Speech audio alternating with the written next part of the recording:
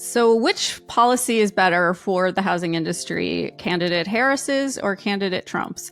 Today, I spoke with Steve Murray. He is the founder of RealTrends and also a senior advisor for HousingWire. And not only did we talk about our GameChangers brokerage growth survey and report that is available on our website right now, but we talked about the different candidates' housing policies and what the possible impact could be. And we discussed the current mergers and acquisitions market in the real estate industry. So sit back and enjoy. Steve, welcome to the podcast again. Hey, Tracey, how are you this morning? I am doing great. How about you? Everything's good in Colorado. Well, good.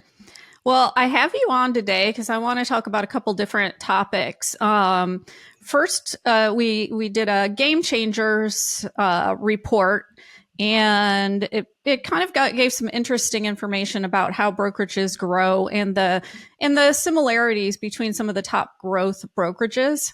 I also want to touch on mergers and acquisitions and valuations and get a little bit of an update on where we are with the M&A market and also the valuation market. So let's get started. We'll first start about the GameChangers report. So we every year, RealTrends obviously does the brokerage rankings. And from those, we calculate the brokerages that grew the highest by transaction side percentage over the past 5 years. So that would have been 2019 to 2023. And I took it a step further this year and interviewed all of those brokerages to discuss their growth and what they felt like were keys to their success. Whether they did a lot of M&A, whether they, where they really focused their growth on. And it was very interesting because it was all over the place. You've read the report. So first, give me your thoughts on the brokerages that we did feature and how they grew and the different business models that we included. Yeah, I mean, first, as you and I have discovered over all the years we've worked on these things together, it continues to reinforce the fact that the top issue that affects growth is not your location. It's not the size. It's not the business model. It's not the brand. It's other factors, because in our group of these best performing, we have flat fee, low cost, full service, full price, traditional model, independent, national brand. It's, so those things are consistent with everything we've learned over you and I, over the last nearly 20 years of working together and examining performance. Number two, I reread this. Of course, I, did some of the interviews, I think 2 or 3 or 4 of them, and had a really enjoyable time talking to those folks. What's interesting is when you talk to the owners, CEOs of these companies, unless you prompt them to talk about financial services or technology, they don't ever bring it up when they're talking about how they grew. But the one thing that's consistent is that most of these, not all, but most, combine some acquisitions with organic growth. But all of them had organic growth. All of them relied to some extent, lesser or greater, on organic growth. And then you look at the key, things that they talk about. And these are, by the way, as you know, men and women both, young and old, different regions of the country. They talk about that the leader themselves are significantly involved in growth activities, whether it's merger acquisition or organic growth. The leader is significantly involved and dedicates a lot of time to it. So those are the things I found in common. And, some of them, several of those attributes are consistent over many, many years that we've been doing this research. Yeah, I agree. I interviewed the rest of them, and what I really found was that they all had a vision, and they all had kind of a year where they took a little bit of a pause to strategize what they wanted their growth to look like. And they had buy-in from their entire leadership team and, and their agents as well in how they were going to grow. And I thought that was really interesting because I do think a lot of leaders, it's all about who you surround yourself with, right? And if you have conflicting ideas on how to grow, you're going to have some problems growing. Is that what you found in your experience? Yeah, I think you hit the nail on the head. I mean, one of the other things we picked up on is they actually took some time to make sure their team was with them on the Mhm. plan as they designed the plan. That's a key point. It kind of points to growth is deliberate.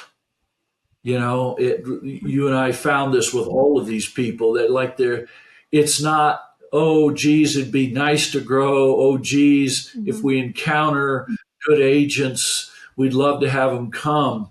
It's very much more deliberate than that. And you're exactly right.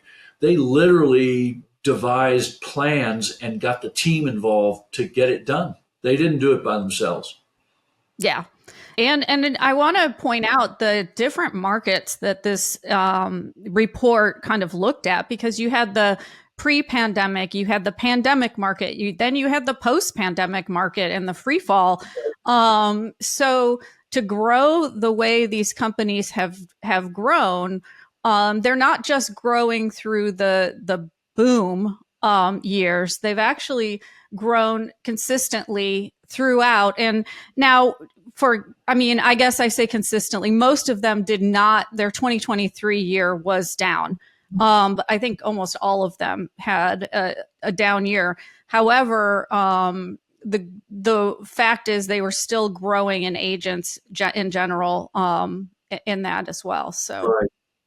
I mean, there are rare is the brokerage firm that we're aware of that's a reasonable size, medium, larger firm that in the face of a 35 to 38% decline in closed transactions from 21 to the end of 23 didn't see their transactions decline.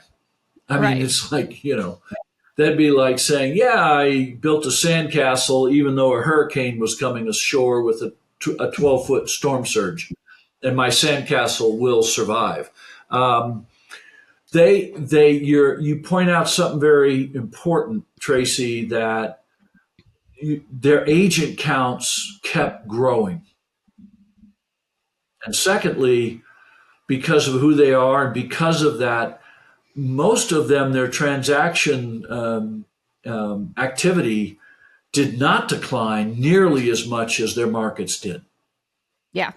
I mean, they continue to stay focused on the fundamental thing that brokers have to do to succeed in this industry is you have to recruit talent continually. So what would you say are some best practices for brokerages who are kind of stagnant right now and they want to grow, the market's not great, it's they're trying what do you recommend to them? Well, interesting enough, in just the last month or two, and it was a tough summer because we didn't see any rebound to speak of. In a funny kind of way, I've noted the last few weeks how many leaders of brokerage companies are actually taking care of themselves a little bit more than they have in the prior year or two. I mean, taking vacation, taking some time away to kind of recharge themselves. I know that sounds weird. Hey, if times are tough, go take a vacation, but I think and it wasn't. I didn't go look. I was just calling people to see how they're doing, and they're in Europe, and they're in Africa, and they're in the Upper Peninsula of Michigan, and they're in the mountains of Colorado. And I thought, isn't that interesting? They're all taking a pause, to kind of regather themselves. But that right now it's September of 2024. We expect rate cuts. We expect mortgage rates to come down. One of the challenges is that people have forgotten, I think, is that in my 47 years, I note that when mortgage rates start coming down, buyers tend to pause a little bit to see how low those rates will go. So it's not like we're going to see an immediate improvement in the next few months till everybody's going to see, okay, where are rates going to go? Inventory is growing in most markets. There's some good things going on. But here's the fact that if you're going to prosper next year and the years beyond, and you need to have a plan and a team approach to how am I going to attract top talent? And here's the number one most important thing is the leader of the company has to be personally involved. Mm-hmm. That's it. Definitely. And so maybe it's good they're recharging their physical and emotional strength because there's no way around that. No way. You can hire recruiters. You can incent your managers and your agents to go out and bring us potential agents to join us. But this requires basically the leadership of the leaders and the owners of the company have to be personally involved. Yeah. And the truth is, my experience tells me the leader is actually the most effective closer of a recruiting of good agents or teams there is. Yeah, absolutely. I mean, do you see anything differently? I mean, you're in touch with the market every single day. No, I don't. And if the leader isn't, they're always involved. However, for example, I know Coldwell Banker Premier, their COO is the one who really does most of the M&A work that they do. However, the Steve DeBruler, who is the leader, is always in tune with that. But it's the leadership team in general that is handling that, not just the leader. So I think that's important to point out too, because I don't think that the CEO has to be the one doing all of it if they're guiding the plan and involved in it. Yeah. So, and it's a fine line. It's a fine line between just making recruiting numbers the only thing a leader talks about, right? Versus what are we doing to build relationships with the people we have? yeah. What are we doing to reinforce our culture versus just the numbers that we're trying to bring in? Yeah. And we've seen people that go overboard. They overemphasize one over the other. Yeah, And, definitely. it's not bad to build a strong culture, clearly. But it's also not bad to be focused on organic and potentially merger acquisition growth. But the balance of those two things is, of course, what separates great performing companies from those that are not quite there. Yeah, absolutely. Yeah. So the report is available on housingwire.com/research. It is called Game Changers, a playbook for brokerage growth. If anyone wants to download it, it is available. You've kind of looked at some of the housing policies that have been put out by the Harris administration, or the candidate Harris and also candidate Trump. What is your opinion on their housing policies? Where they stand, and which one do you think will be most successful for the country? I right now am running a poll for our HousingWire Pulse survey, and I asked the question, which candidates' housing policies do you think would be best for the country? Right now, 30% of everyone says neither. So So I thought that was interesting. Trump has about 50% and Harris has the rest. But Harris has been the one who actually has put out a little bit of a more detailed plan than Trump. So give me your opinion on each candidate's policies and what you think could be successful. I don't know that I've actually read any detailed bullet points of the Trump campaign specifically targeting housing. He has talked about things that will affect, secondarily, housing construction, housing sales, those kind of things. Clearly, if you have a stronger non-inflationary economy, that's good for housing construction and housing sales. So yeah, I saw he came out the other day and he wants to loosen up the SALT deduction, uh, state and local tax. What does that mean? Raise from where it was put in his administration. They put a limit on state and local tax deductions from your federal taxes, which raised the after-tax cost of housing in high tax areas. I mean, California, Oregon, Illinois, New York, New Jersey, Connecticut, Massachusetts, Maryland, some of the better known higher tax states. That certainly raised the after-tax cost of housing because you couldn't deduct from your state taxes and federal taxes all this stuff, or the federal taxes. Okay, that would then tend, if he raises that limit, then that would tend to help housing in those states, Mm-hmm. right? Um, that's about the only thing he said that will have a direct bearing on it. Candidate Harris has come out, and I mean, everybody's read it. She's proposing a $25,000 allowance for first time homebuyers. Um, I think that's ill advised at best. First of all, it's going to crimp housing sales for the next 3 to 6 months. Let's assuming she got elected, assuming she had control of the Senate and House and got that kind of thing passed. That's going to take, well, it's 2 months to the election, and figure whatever, 3, 4, 5 months thereafter to put it in place. It means for the next 4 to 6 months, if I'm a first time home buyer, I'm going to sit. I'm just going to sit on the sidelines and wait to see if that's going to happen. The second impact of that is it's, the first time home buyers, yeah, it would give them a leg up. I mean, there's no question about that. It'd be a very favorable development for first time home buyers.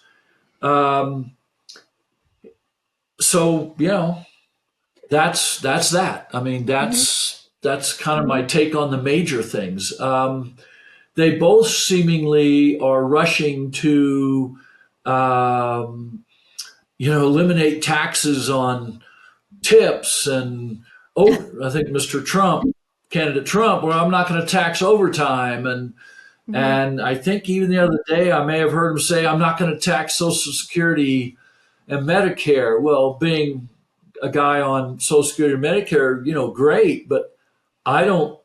I think those kind of things, unfortunately, are inflationary. Now, I'm all for reducing taxes, Mm-hmm. but there's a certain point where you put so much money into play that all you're doing is causing the demand side to grow without fixing the supply side, and that's where you get inflation. I don't think either one of them, none of them have talked about deficit reduction. Mm-hmm. Um, None of them have talked about balancing the federal budget. And, I worry more about the fact that they're just both trying to use the federal budget and monetary policy to buy votes. It's like a race to see who can, I think one of them will come out and go, I'm just going to eliminate all federal taxes. That'll do it. I'll vote for Everybody will that vote for person. that. I'll vote for that. No more federal taxes. Great. I mean, it's to me, And I think to some extent they're both just being reckless. How's Yeah. that? I Yeah. um, and anyway, that's kind of my I look, as there's one other thing that's dangerous in some of the rhetoric and some of the stuff they're talking about. We've seen it here where I live in Colorado, where the state government is so frustrated Hmm. with the inability to build more affordable housing that they pass legislation. They've tried twice now to pass legislation to basically give the state the authority to override local zoning Mm. laws. And now I think candidate Harris, she's kind of talking about the same thing. Just, well, we'll solve this from a federal, national point of view by simply running roughshod over local citizens who control their towns and their counties. And that is a problem, there's no question. But it's actually town and county governments that are not causing the problem through zoning restrictions, they're causing the problem with all kinds of impact fees and restrictions on building. And it's just people, most Americans do not understand what developers face, builders and developers of residential housing, what they face in trying to get projects approved to build housing. It's Yeah. just, and all, I mean, I built a small office building and I was just amazed that you get a project approved and then one county agency comes in and says, well, we think we made a mistake and you need to pay us another 15,000 here. Oh, and we think we need to revisit the water tap. Oh, we think we need to revisit the zoning plat. It's just amazing that anything ever gets done. Isn't that part of And Trump's? that's Isn't that part of his platform to reduce that red tape, or that maybe that was the last presidential platform? I don't know. well, the problem is the feds, yeah, they have some impact on environmental issues, Hmm. but it's kind of like a big picture thing. You talk about how the federal government affects housing. It's like the Dodd-Frank Act all those years ago. What was that, 14 years ago now? And they put all these restrictions on banks. And among those restrictions, the rules they put in, it made it almost impossible for local banks to lend money to local and regional privately held home builders. And so that segment of the home building group hasn't even come back today to where it was back then. Yeah. And go back before the housing crash back in '06 to '09, local and regional privately owned builders were well over half of all new home construction. And now they're far less. Yeah. And the impact of the feds, but the feds, I mean, truly supply is more of a local challenge. Hmm. And it's like here in Colorado, for instance, I mean, there's a big development where I live being proposed, and there's a bit of, NIMBYism, not in my backyard going on. Hmm. The feds can't do anything about that. And the challenge, what's the challenge? Well, number one challenge is out here in Colorado, at least, where are you going to get your water for your Yeah. project? Are you going to drill wells, which the aquifers are being hit hard anyway?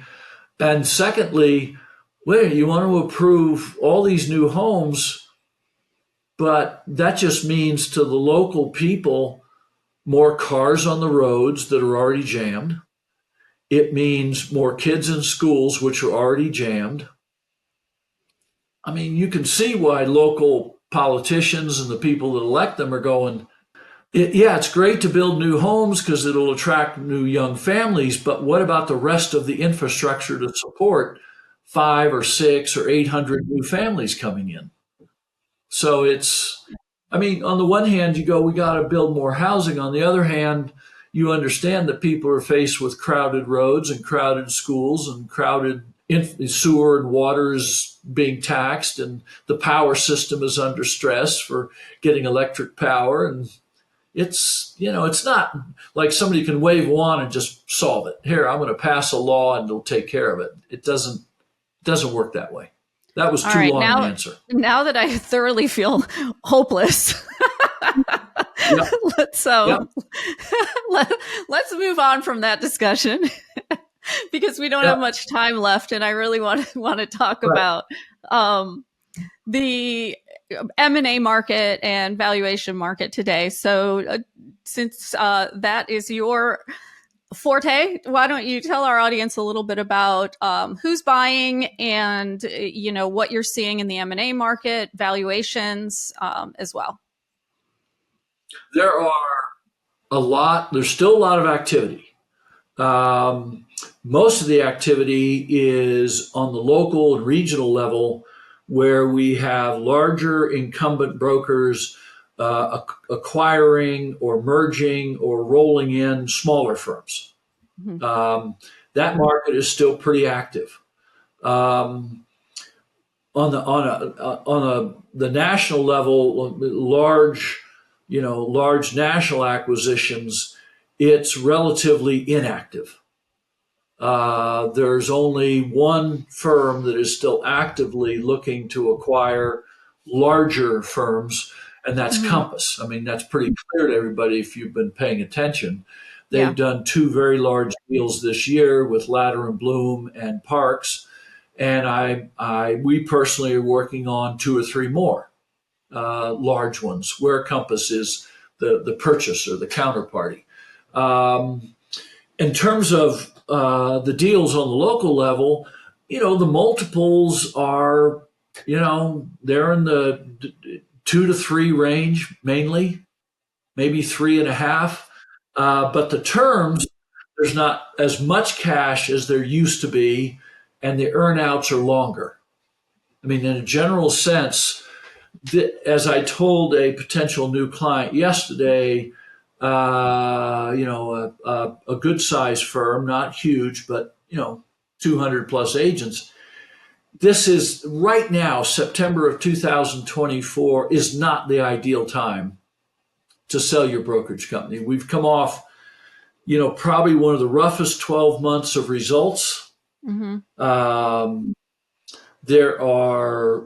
Being profitable is a challenge. Valuations are still based on EBITDA multiples Mm-hmm. for the most part, or gross margin.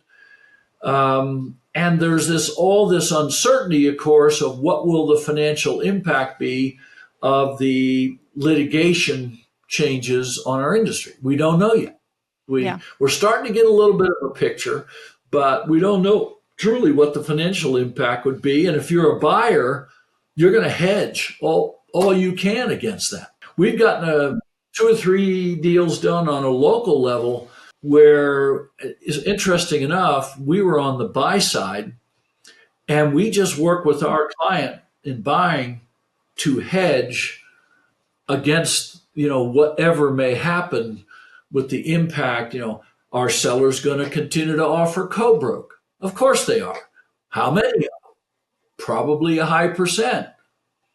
For how long? We don't know. Are they offering the same amount of co-broke? Doesn't look. Initial indications are that's coming down a little bit. Yeah. But yeah, so it's still active though, and I expect over the next 12 months it's going to get a lot more active. I really do. I think, and on the one hand, we're telling people it's not ideal. On the other hand, we have told many people that I don't think that your financial results may necessarily be all that much better a year from now unless you have finally begun the process of reducing costs. Mm-hmm. Yeah. It's still, there's still thousands of brokerage companies, tens of thousands of brokerage companies who have 10 to 50 agents that this has already been very difficult. It's just going to get Mm-hmm. a bit more difficult over the next 12 months. Yeah, absolutely. Any Yeah. last thoughts on, you know, the state of real estate today? Um, Tracy, you and I went through that last downturn. This is your second one. This is my third major and Mm-hmm. two minor ones. And of course, this one is we have two things. We have the downturn in sales, and then we have this restructuring of how our industry works. I think actually, this harkens back to Thomas Paine. These are the times that try men's souls. Are you going to be as our friend at Ninja Larry Kendall would say, are you going to be a summer soldier or a winter soldier? This is really challenging, and I do think housing sales are going to improve. I think the next 12 months we'll see an increase in housing sales. Mm-hmm. There's enough more inventory, and rates will come down, and so that is going to be positive. We just have to keep an eye on what this change in commissions and MLS policy is going to do. Yeah. Well, Steve, Yeah. as always, thank you for all of your great knowledge on the industry. I really appreciate you sharing that and joining me on the podcast today.